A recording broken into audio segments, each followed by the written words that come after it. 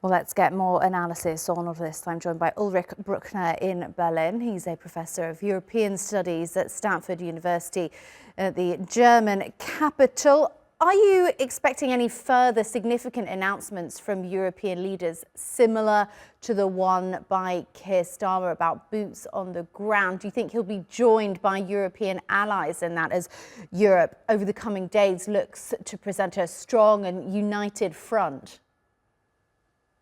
Well, we have to see the differences between autocratic leaders, or at least presidents, who have a bigger room for maneuver to make bold announcements. The German chancellor is the head of the executive in a system of decentralizing power as a lesson learned from Nazi Germany.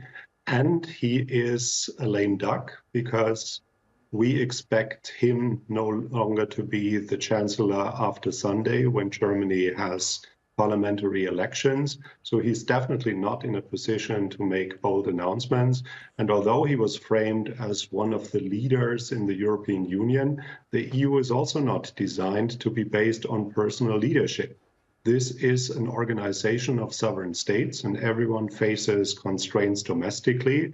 And we have to learn our lesson from the Munich Security Conference that a lot of things that have been seen as given, that NATO is a collective security organization and there are red lines that NATO will not be involved with boots on the ground in Ukraine, is both now questioned. And what that means for Europeans and each and every member state's involvement in something like a peace mission after more than just a ceasefire, because I think it's one thing to end the war with whatever is negotiated in Saudi Arabia and after, but it's another thing to find something that is stable and acceptable for all parties involved.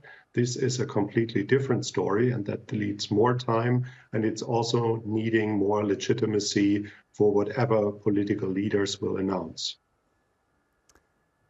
Ulrich, I think that question of sustainability around a peace deal is really important. Keir Starmer made the point in his article that this has to be a lasting peace, and it's worth reflecting, what is at stake if Russia gets its way, if it gets to take over large chunks of Ukraine, if it gets to block Ukraine from joining NATO.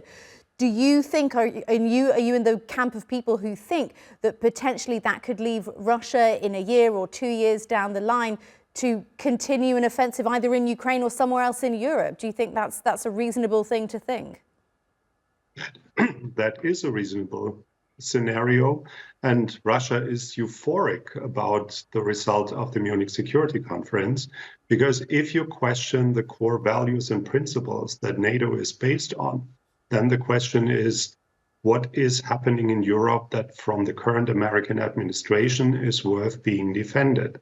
So what's the point for Ukraine to join an organization in which deterrence isn't a thing anymore? So theoretically, practically, NATO still exists, but in what it represents, this is gone with the announcement at the beginning of the Munich Security Conference that we don't share the same values anymore. And the problem from the point of view of the Trump administration is that within Europe is the biggest threat to security and Western values, while we are facing a military threat from Putin, who believes that the greatest catastrophe of the 20th century was the collapse of the Soviet Union, and he's trying to rebuild post-Soviet Union empire or zones of influence to restore the dignity and pride of Russia. That is the mission, and not something like getting territory as the largest country in the world from a neighboring country, or stopping Ukraine joining an organization that is now questions at what it stands for. Okay, Ulrich Brueckner from Berlin, thank you so much. So much to talk about. We have to move on, I'm afraid.